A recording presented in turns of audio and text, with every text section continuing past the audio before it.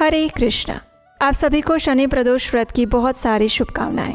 भगवान शिव और माता पार्वती को समर्पित ये प्रदोष व्रत मास में 2 बार आता है और इस व्रत का पालन करके शास्त्रोक्त नियम अनुसार इसकी विधि को संपन्न करके आप भगवान शिव की विशेष कृपा प्राप्त करें, यही प्रार्थना करते हैं। और इसी प्रार्थना के साथ चलिए आज शनि प्रदोष व्रत की पौराणिक कथा का श्रवण करते हैं। आइए आज की ज्येष्ठ मास के शुक्ल पक्ष की शनि प्रदोष व्रत कथा आरंभ करते हैं। श्री सूत गोस्वामी ने कहा, त्रयोदशी तिथि में संध्या काल को प्रदोष कहा गया है। प्रदोष के समय महादेव जी कैलाश पर्वत के रजत भवन में नृत्य करते हैं और देवता उनके गुणों का स्तवन करते हैं और इसलिए धर्म, अर्थ, काम और मोक्ष की इच्छा रखने वाले पुरुषों को प्रदोष में नियम पूर्वक भगवान शिव की पूजा, होम, कथा और गुणगान करने चाहिए। एक समय विदर्भ देश में सत्यरथ नाम से प्रसिद्ध एक राजा थे। वे सदैव धर्मों में तत्पर, धीर, सुशील और सत्य प्रतिज्ञ थे। वे धर्म पूर्वक पृथ्वी का पालन करते थे और ऐसे बहुत सारा सुखमय समय बीत चुका था। उसके बाद अचानक एक दिन शाल्व देश के राजाओं ने इस विदर्भ नगर पर आक्रमण कर दिया। ये देखकर विदर्भ राज विशाल सेना के साथ युद्ध में उतर पड़े। दुर्भाग्य से शाल्वों की बहुत बड़ी सेना मारी गई, लेकिन अंत में विदर्भ राज भी उनके हाथों से मारे गए। उनका भयंकर पराजय हुआ। मंत्रियों सहित उस महारथी वीर राजा के मारे जाने पर मरने से बचे हुए सैनिक भी चले गए और उस समय विदर्भ राज सत्यरथ की पतिव्रता पत्नी अत्यंत शोकग्रस्त हो गई और उसी क्षण वो राजभवन से निकलकर पश्चिम दिशा की ओर चली गई। वो गर्भवती थी। प्रातःकाल होने पर धीरे धीरे मार्ग से जाती हुई उस साध्वी रानी ने बहुत दूर का रास्ता तय कर लिया और उसके बाद वो एक स्वच्छ तालाब पर पहुंची। तालाब के किनारे एक वृक्ष था। वो इस वृक्ष के नीचे बैठ गई। उस समय वो रानी गर्भवती थी और उस पतिव्रता रानी ने उत्तम गुणों से युक्त शुभ मुहूर्त में एक पुत्र को जन्म दिया। तत्पश्चात वह रानी जल पीने की इच्छा से उस जलाशय में उतरी और उसी क्षण एक मगरमच्छ ने आकर उसे अपना ग्रास बना लिया।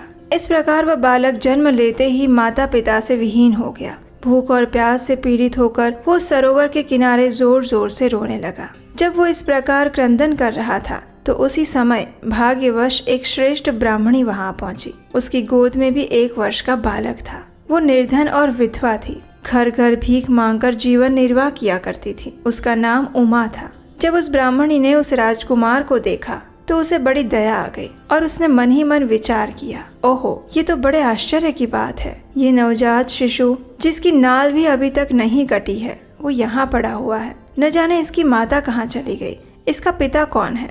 यह दीन अनाथ बालक बिना बिस्तर के भूमि पर सो रहा है। न जाने ये चांडाल का पुत्र है या शूद्र का, वैश्य का बालक है या ब्राह्मण का या फिर क्षत्रिय का। कैसे इसका निश्चय किया जाए। मैं इस शिशु को उठाकर अपने सगे पुत्र की तरह पालन अवश्य कर सकती हूँ, लेकिन ये किस कुल का है ये मुझे नहीं पता और इसीलिए इसे छूने का साहस नहीं हो रहा है। जब वो इस प्रकार सोच रही थी उसी समय कोई सन्यासी महात्मा वहाँ पर आ गए। वो ऐसे लग रहे थे कि मानो वो साक्षात भगवान शिव थे।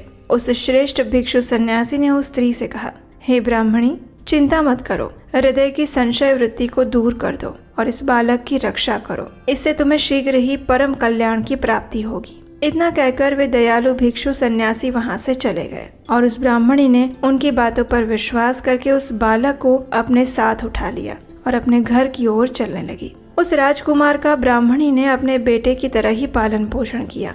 एक चक्रा नामक नगर में उसका घर था। वो भिक्षा के अन्न से ही अपने पुत्र और राजकुमार दोनों को पालने लगी। ब्राह्मणों ने ब्राह्मणी के साथ साथ राजा के पुत्र के भी संस्कार कर दिए और अब वो दोनों ही बालक सर्वत्र सम्मानित होकर दिन ब दिन बढ़ने लगे थे। समय आने पर उनका उपनयन संस्कार हुआ और वो दोनों बालक एक साथ रहकर नियमों का पालन करने लगे। एक दिन वो ब्राह्मणी उन दोनों बालकों के साथ भिक्षा मांगती हुई दैव योग से देव मंदिर में पहुंची। उन दोनों बालकों को देखकर वहां पर उपस्थित परम बुद्धिमान ऋषि शांडिल्य ने कहा, दैव का बल बड़ा विचित्र है। कर्मों का उल्लंघन करना किसी भी जीव के लिए अत्यंत कठिन है। देखो ना, ये बालक दूसरी माता की शरण लेकर भिक्षा से जीवन निर्वाह कर रहा है। इस ब्राह्मणी को श्रेष्ठ माता के रूप में पाकर ब्राह्मण बालक के साथ ब्राह्मण भाव को प्राप्त हो गया है। जब उस ब्राह्मणी ने ऋषि शांडिल्य के ये वचन सुने तो उसे अत्यंत आश्चर्य हुआ। उसने भरी सभा में मुनि को प्रणाम करके पूछा, हे ब्राह्मण, एक सन्यासी के कहने से ही मैं इस बालक को अपने घर ले आई थी। यद्यपि अभी तक मुझे इसके कुल का पता नहीं लगा है, फिर भी मैं पुत्र की भांति इसका पालन पोषण करती हूँ। आप तो ज्ञान के नेत्रों से देखते हैं, इसलिए कृपया आप मुझे ये बताइए कि ये बालक किस कुल में उत्पन्न हुआ है और इसके माता पिता कौन है। ये सुनकर मुनि ने कहा, हे ब्राह्मणी, ये विदर्भ देश के राजा का पुत्र है। और इस प्रकार कहकर मुनि ने उस बालक के पिता के युद्ध में मारे जाने का और उसकी माता के ग्राह द्वारा ग्रस्त होने का संपूर्ण समाचार कह सुनाया। ये सुनकर ब्राह्मणी को और भी आश्चर्य हुआ। फिर उसने प्रश्न किया, हे महामुने, वे राजा संपूर्ण भोगों को छोड़कर युद्ध में क्यों मर गए और इस बालक को दरिद्रता कैसे प्राप्त हुई और ये बालक अपनी दरिद्रता को पूर्णतः नष्ट करके पुनः राज्य कैसे प्राप्त कर पाएगा। मेरा ये पुत्र भी भिक्षान्न से जीवन निर्वाह करता है, अतः इसकी दरिद्रता के निवारण का भी क्या उपाय है, ये बताने की कृपा करें। ये सुनकर ऋषि शांडिल्य ने कहा, इस राजकुमार के पिता विदर्भ राज पूर्व जन्म में पांड्य देश के राजा थे। एक दिन प्रदोष काल में राजा भगवान शंकर का पूजन कर रहे थे और भक्ति भाव से भगवान शिव की आराधना में संलग्न थे। उसी समय नगर में कोलाहल मच गया। उस उत्कट शब्दों को सुनकर राजा ने बीच में ही भगवान शिव की पूजा छोड़ दी और नगर में क्षोभ फैलने की आशंका से राजभवन से बाहर आ गए। उसी समय राजा का महाबली मंत्री शत्रु को पकड़कर उनके पास ले आया। वह शत्रु पांड्य राज का ही सामंत था। उसे देखकर राजा ने क्रोध पूर्वक उसका मस्तक कटवा दिया। शिव पूजा छोड़कर नियम को समाप्त किए बिना राजा ने रात्रि में भोजन भी कर लिया और इसी प्रकार राजकुमार भी प्रदोष काल में शिव जी की पूजा किए बिना ही भोजन करके सो गया। वही राजा दूसरे जन्म में विदर्भ राज हुआ। शिव जी की पूजा में विघ्न होने के कारण शत्रुओं ने उसको सुख भोग के बीच में ही मार डाला। पूर्व जन्म में जो उसका पुत्र था वही इस जन्म में भी हुआ। शिव जी की पूजा का उल्लंघन करने के कारण वो दरिद्रता को प्राप्त हुआ। इसकी माता ने पूर्व जन्म में छल से अपनी सौत को मार डाला था और उस महान पाप के कारण वो इस जन्म में ग्राह के द्वारा मारी गई। हे ब्राह्मणी, अब मैं तुम्हें सत्य वचन कहने जा रहा हूँ, ध्यान पूर्वक सुनना। इस भयंकर असार संसार को प्राप्त हुए जीव के लिए ईश्वर के चरणार विंदों की सेवा ही सार वस्तु है।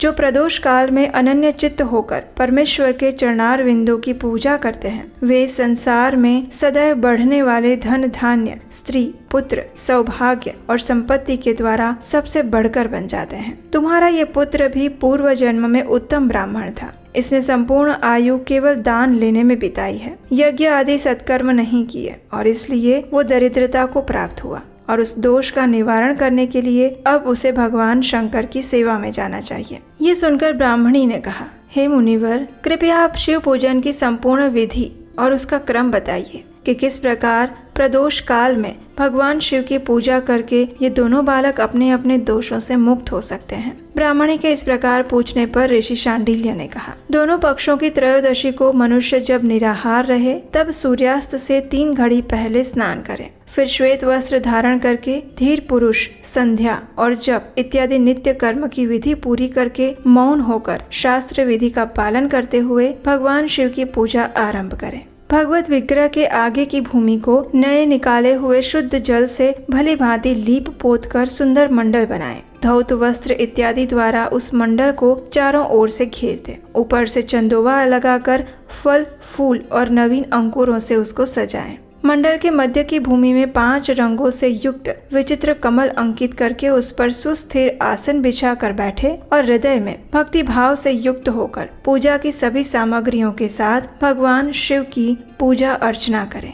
पूर्ण मनोभाव के साथ भगवान शिव को प्रार्थना करते हुए इस प्रकार कहें, हे देव, आपकी जय हो। हे सनातन शंकर, संपूर्ण देवताओं के अधीश्वर, सभी वर को देने वाले हे प्रभु, आपकी जय हो। आपके प्रसाद से मेरे सदा आनंद रहें। समस्त पापों के भय का अपहरण करके मेरी रक्षा कीजिए। मैं महान दारिद्र्य के समुद्र में डूबा हुआ हूँ। बड़े बड़े पापों ने मुझे आक्रांत कर लिया है। कृपया मुझ पर प्रसन्न होइए। एक निर्धन व्यक्ति को इस प्रकार भगवान शिव को प्रार्थना करनी चाहिए। जो धनाढ्य हैं अथवा राजा हैं, उसे भगवान शिव की प्रार्थना करते हुए इस प्रकार कहना चाहिए, हे भगवान शिव, आपकी कृपा से मेरी समृद्धि बनी रहे। मेरे राज्य में लुटेरे ना रहें। सभी लोग निरापद होकर रहें। पृथ्वी पर अकाल, महामारी इत्यादि के संताप शांत हो जाए। संपूर्ण दिशाओं में सुख का साम्राज्य छा जाए। इस प्रकार प्रदोष व्रत के दिन गिरिजापति भगवान शंकर की आराधना करें। अगर ये दोनों बालक इसी प्रकार भगवान शंकर का पूजन प्रत्येक प्रदोष के दिन करते रहेंगे तो वर्ष भर के अंदर ही इन्हें उत्तम सिद्धि की प्राप्ति हो जाएगी। शांडिल्य मुनि का ये वचन सुनकर उस ब्राह्मणी ने दोनों बालकों के साथ मुनि के चरणों में प्रणाम किया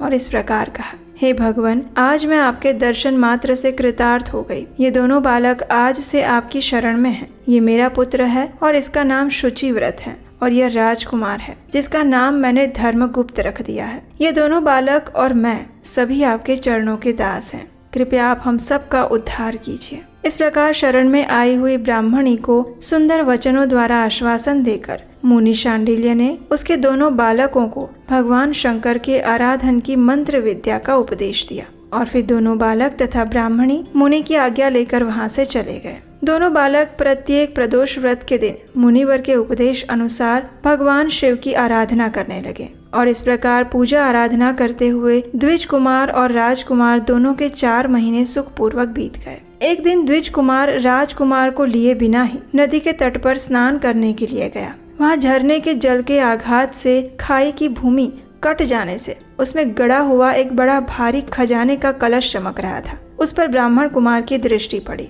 और उसे देखकर वो अत्यंत हर्षित और कौतूहल में भरकर आश्चर्यचकित हो गया। उसे देवता के प्रसाद से प्राप्त हुआ समझकर वो सिर पर लेकर उसे घर आ गया और घर के अंदर उस घड़े को रखकर माता से कहा, माँ, ये भगवान शंकर का प्रसाद देखो। उन्होंने दया करके घड़े के रूप में ये खजाना दिखा दिया। तब उस पतिव्रता ब्राह्मणी ने राजकुमार को भी बुलाकर कहा, हे पुत्रों, इस खजाने के घड़े को तुम दोनों आपस में बराबर बराबर बांट लो। माता की ये बात सुनकर ब्राह्मण के पुत्र को प्रसन्नता हुई, लेकिन राजपुत्र ने कहा, माता, ये तुम्हारे ही पुत्र के पुण्य से प्राप्त हुआ है, इसलिए मैं इस खजाने को बांट कर लेना नहीं चाहता हूँ। अपने पुण्य से प्राप्त हुए खजाने का वो स्वयं ही उपभोग करें। भगवान शिव मेरे ऊपर भी अवश्य कृपा करेंगे। इस प्रकार प्रसन्नता पूर्वक भगवान शंकर की पूजा करते हुए उन दोनों कुमारों का उसी घर में 1 वर्ष व्यतीत हो गया। एक दिन राजकुमार उस ब्राह्मण कुमार के साथ वसंत ऋतु में वन में भ्रमण करने के लिए गया। कुछ दूर जाने पर उन्होंने सैकड़ों गंधर्व कन्याओं को परस्पर क्रीड़ा करते हुए देखा।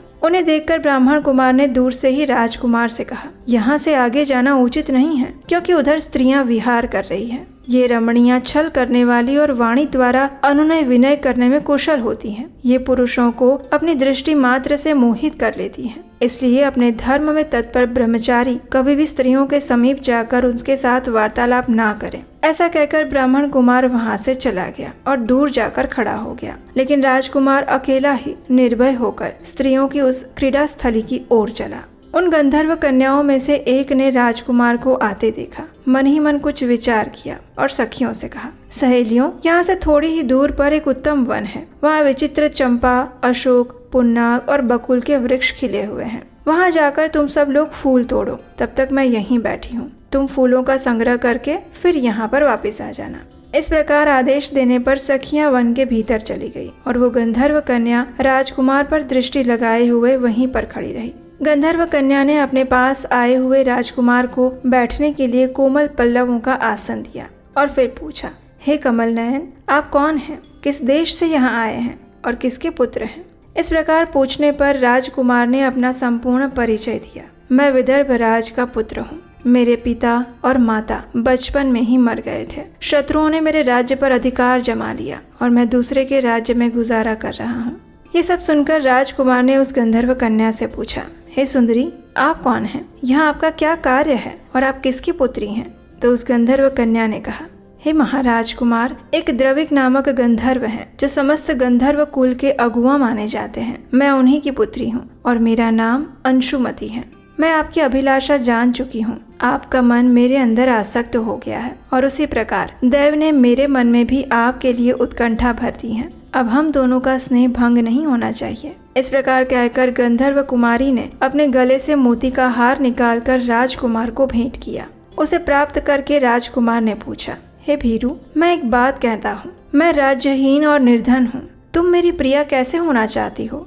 ये सुनकर गंधर्व कन्या ने कहा, आपका कहना उचित है। मैं पिता की आज्ञा के विरुद्ध कोई कार्य नहीं करूंगी। आप इस समय घर को पधारें और परसों प्रातः काल पुनः यहीं पर दर्शन दीजिएगा। आपसे कुछ हमारा कार्य है। इतना कहकर वो गंधर्व कन्या अपनी सखियों के साथ जैसे आई थी वैसे ही चली गई। राजकुमार भी हर्ष पूर्वक ब्राह्मण कुमार के पास लौट गया। उसने ब्राह्मण पुत्र से सारी बातें कही और उसके साथ घर को प्रस्थान कर गया। तत्पश्चात पूर्व निश्चित समय आने पर राजकुमार द्विज पुत्र के साथ वन में उसी स्थान पर गया। उस स्थान पर पहुंचकर राजकुमार ने देखा गंधर्वराज और उनकी कन्या दोनों उपस्थित हैं। गंधर्वराज ने वहां पर आए हुए दोनों कुमारों का अभिवादन किया। सुंदर आसन पर बिठाकर उनसे कहा, हे विदर्भ राजकुमार, मैं कल कैलाश पर्वत पर गया था। वहाँ मैंने पार्वती जी के साथ महादेव जी के दर्शन किए। उन्होंने मुझे बुलाकर सभी देवताओं के समीप इस प्रकार कहा, पृथ्वी तल पर धर्मगुप्त नाम से प्रसिद्ध एक राजकुमार है जो इस समय अकिंचन है। उसका राज्य छिन गया है। शत्रुओं ने उसके देश को अपने अधिकार में कर लिया है। अब वो बालक अपने गुरु की आज्ञा से सदा मेरी आराधना में संलग्न रहता है और उसी के प्रभाव से आज उसके समस्त पितृ मेरे स्वरूप को प्राप्त हो गए हैं। तुम भी उस राजकुमार की सहायता करो। अब शत्रुओं को मार कर अपने राज्य सिंहासन पर आसीन हो जाओ। महादेव जी के इस प्रकार आज्ञा देने पर मैं अपने घर गया। यहाँ इस मेरी कन्या ने भी तुम्हारे लिए बहुत प्रार्थना की और ये सब कुछ भगवान शिव की प्रेरणा से हो रहा था। ऐसा समझकर मैं इस कन्या को साथ में लेकर यहाँ पर आया हूँ। इसलिए अपनी पुत्री अंशुमति को मैं तुम्हें पत्नी रूप में प्रदान करता हूँ। भगवान शिव जी की आज्ञा से शत्रुओं को मारकर तुम्हें तुम्हारे राज्य पर बिठाऊंगा। अपने उस नगर में तुम अपनी इस धर्म पत्नी के साथ 10,000 वर्षों तक मनोवांछित सुख भोग कर अंत में भगवान शिव के लोक में जाओगे और वहाँ भी मेरी ये कन्या तुम्हारी सेवा में प्रस्तुत रहेगी। इस प्रकार कहकर गंधर्व राज ने उसी वन में राजकुमार के साथ अपनी पुत्री का विवाह कर दिया। चंद्रमा के समान चमकीली चूड़ामणि और दमकते हुए मोतियों के मनोहर हार दिए। दिव्य आभूषण, वस्त्र, सुवर्ण के बने हुए बहुत से सामान, 10,000 हाथी, 1,00,000 नीले घोड़े और हजारों सोने के बड़े बड़े रथ प्रदान किए। अंत में एक दिव्य रथ, इंद्र के धनुष के समान विशाल धनुष, सहस्त्रों अस्त्र शस्त्र, अक्षय बाणों से भरे हुए 2 तरकस, अभेद्य सुवर्ण कवच और शत्रुओं का संहार करने वाली शक्ति भी दी। अपनी पुत्री की सेवा के लिए गंधर्वराज ने प्रसन्नचित्त होकर 5,000 दासियां दी। इसके अलावा राजकुमार की सहायता के लिए उन्होंने अत्यंत उग्र गंधर्वों की चतुरंगिणी सेना भी भेंट की। ये सब कुछ प्राप्त करके राजकुमार अपनी मनोवांछित पत्नी के साथ अत्यंत प्रसन्न हुआ। पुत्री का विवाह करवाकर गंधर्वराज वापस स्वर्गलोक में चले गए। धर्मगुप्त विवाह के उपरांत गंधर्वों की सेना के साथ अपने नगर में गए और वहां उन्होंने शत्रु सेना का संहार करके राजधानी में प्रवेश किया। श्रेष्ठ ब्राह्मणों और मंत्रियों ने मिलकर राजकुमार का अभिषेक किया। जिस ब्राह्मण पत्नी ने उनका अपने पुत्र की भांति पालन किया था वही उनकी माता हुई और वो द्विज कुमार उसका भाई हुआ और गंधर्वराज पुत्री अंशुमति महारानी के पद पर प्रतिष्ठित हुई। इस प्रकार भगवान शंकर की आराधना करके धर्मगुप्त विदर्भ देश के राजा हो गए। और इसी प्रकार दूसरे लोग भी प्रदोष व्रत के दिन गिरिजापति की आराधना करके मनोवांछित फल और कामनाओं को प्राप्त करते हैं। तो यदि इस प्रदोष व्रत के उपलक्ष्य में सुंदर कथा, हमें आशा है कि आज की ये प्रदोष कथा सुनकर भगवान शिव के प्रति आपकी भक्ति भाव और पूजा तथा समर्पण में वृद्धि हुई होगी। अगर आपको आज की ये कथा अच्छी लगी है तो आपके अपने चैनल को सब्सक्राइब कीजिए, इस कथा को शेयर कीजिए और ऐसे ही हमारे पवित्र धर्म ग्रंथों से ली हुई पौराणिक कथाओं को सुनते रहने के लिए आप हमारे व्हाट्सएप कम्युनिटी ग्रुप के साथ भी जुड़ सकते हैं। उसका लिंक नीचे डिस्क्रिप्शन बॉक्स में दिया गया है। तो चलिए आज प्रदोष व्रत के शुभ अवसर पर भगवान शिव की पूर्ण श्रद्धा और भक्तिभाव से पूजा आराधना करते हैं और उनकी विशेष कृपा की याचना करते हैं। हरे कृष्णा।